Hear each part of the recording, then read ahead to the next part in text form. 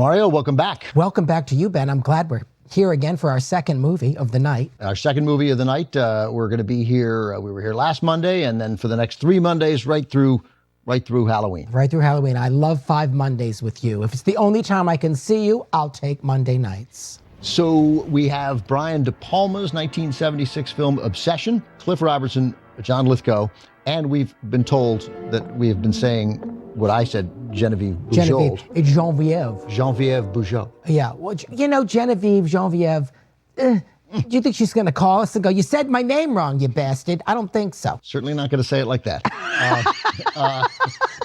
So why'd you pick Obsession, and then what do you love about De Palma? You know, look, De Palma was also obviously heavily influenced by Hitchcock, and last year we did the same thing. I love doing a De Palma and a Hitchcock because I think that they mirror each other. What I love about De Palma is he is, like Hitchcock, he's not afraid to be big, and I love the way he uses the score in this movie. It's Bernard Herrmann's second to last. Herrmann loved his score. He was very proud of his score. He said it's his favorite film that he ever scored. Yeah.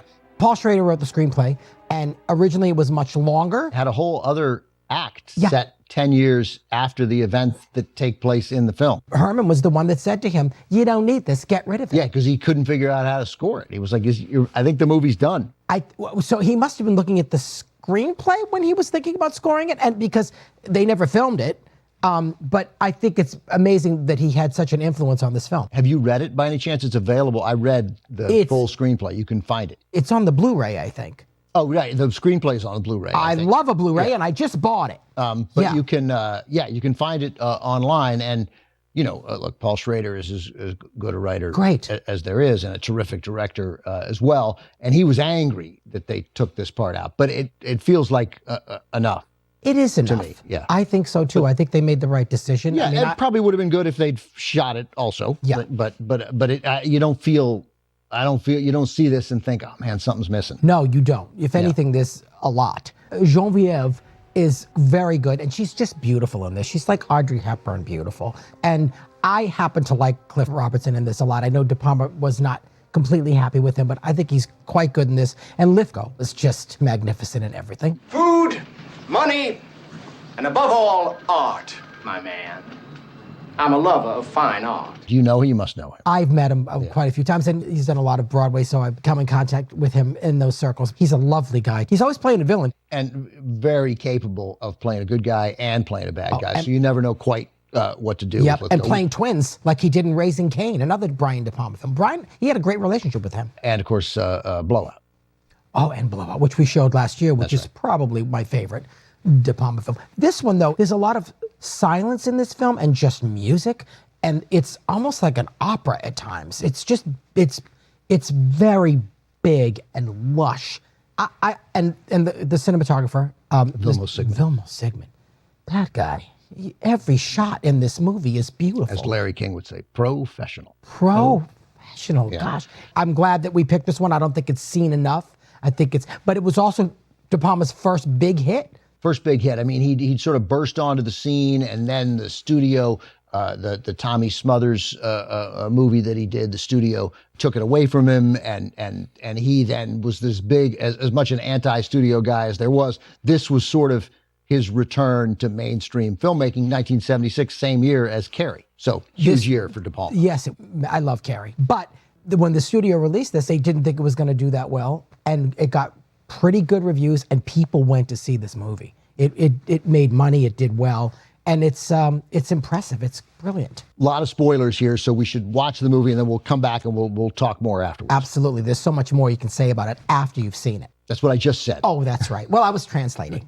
I said it very clearly. You did, but I still like to repeat myself. I'm Italian. We repeat ourselves, and we repeat other people. Stop talking. Sorry.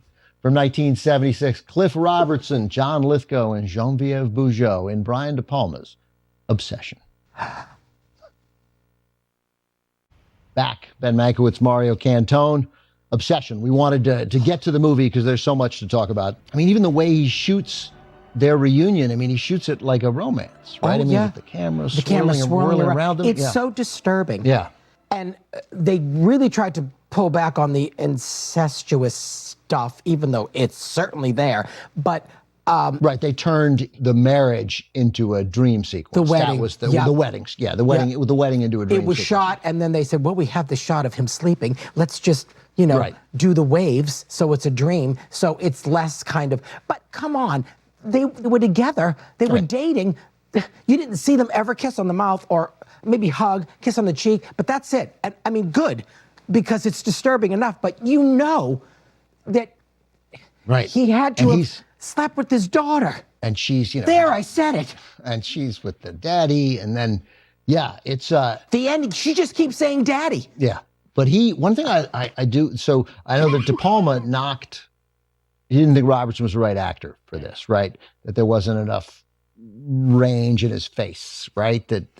But I think we get a lot of it in the end, because he goes through like 15 different emotions as he tries to piece together How what's he's happened, feeling and then what, coming and realizing it's his daughter, and then thinks, yeah, but then sort of we think ends in a good place. I mean, I hope. I'm sure. I'm inferring. well, I'm praying. I don't know. Yeah. Like I said, if they Because he didn't together. know, but she knew. She knew the whole time. Right, she Or knew. maybe that's the reason why they didn't get together physically. Don't you think there was a better way for John Lithgow to go about getting what he wanted from Yeah, his- I mean, that took 15 years. 15 really, years. this is the biggest investment I've ever, 15 years. Yeah, and it was all dependent on switching a briefcase. Like, well, oh, look over there. So you got to sign one more thing now. Yeah. And as you mentioned before we started here, we know it's Lithgow. You know right away, he's twirling his mustache. Twirling his mustache. Oh, right. gosh. Yeah. And the way De Palma shoots him, like, it's pretty, there's no great surprise when it turns out that the villain is John Lithgow. No, there is no surprise at all. But it's a great movie. And like I said, that score is gorgeous. It's just beautiful. And he wasn't afraid to use operatic kind of big, lush orchestrations. And you have Bernard Herrmann, so you better not waste it. Right here, as you said, the penultimate film for Herman, and I think the last one that he saw completed. He did Taxi Driver, but he died before Taxi Driver came out. He had great taste in the directors he chose to work for. And the last two were De Palma and Scorsese. So, I mean, he knew what he was doing. Right, And these were both movies, by the way, written by the great by Paul Schrader. Yeah. Yeah, who kind of removed himself from the movie. He had the whole third act of the movie, because the movie's supposed to, after that moment in the airport, then we go forward 9 years. Herman was like, no, man. No. And De Palma thought the same thing, but Schrader got mad. Yeah, well, writers want to hold on to their stuff. it's all right, It's it's all right. tough. It's tough for a great writer to edit, and he's a great writer, Paul Schrader. Hopefully, you and I will do this every October, where you come in and find some creepy movies for us to run. But you could have like last year we had, what was the De Palma movie we had last year? Blowout. We had a Blowout last year, but I mean, Dress to Kill. Oh, Dress to Kill. Carrie. Yeah. I think he's great. And I love Dress to Kill too. Maybe next year we'll show that. Mario, great stuff. Thanks very much. Thank you very much, Ben. I had a lovely night. And you will be back next week. I will. I'm looking forward to it. You are looking forward to it. I am looking forward to it. Mario may be done for the night, but we're not. More creepy cinema is ahead. John Carpenter's The Fog. The Fog? The Fog. Well, I'll be disappearing into the fog, but this is on you. And Adrienne Barbeau. Is next on TCM.